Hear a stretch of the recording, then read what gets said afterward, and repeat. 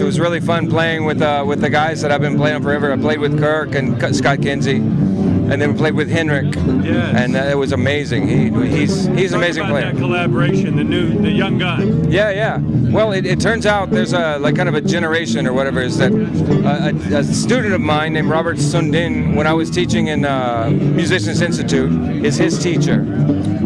And so, you know, you can trace this back to there. So it was nice. It was nice. Yeah. That's great. Now, who were your big influences? Who were your inspirations coming in? Well, I would say Rocco Prestia, Paul Jackson, Anthony Jackson, and of course you can't play jazz, you can't play bass without listening to Jaco. So that would be like the main four. Yeah.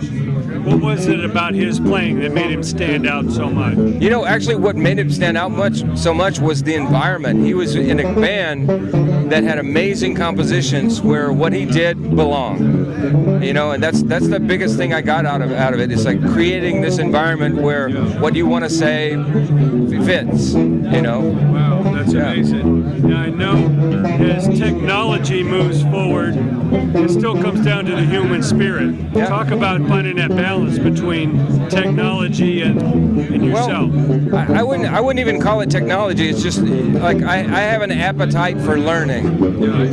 As long as you maintain that appetite, like the curiosity of how things work, you know, and don't shut yourself off from change, then I think you can always grow as a musician and find inspiration.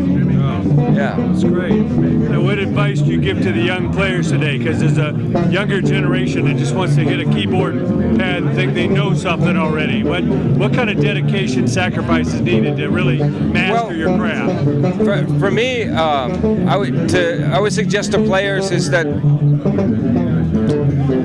there's a power of creation with a group of musicians that's much bigger than you can do just with yourself sitting in your bedroom taping yourself for YouTube trying to get attention, you know. So try to create a group, a sense of group community where your collective minds are improving and creating something, and you always end up with something bigger than you can just do yourself. Yeah.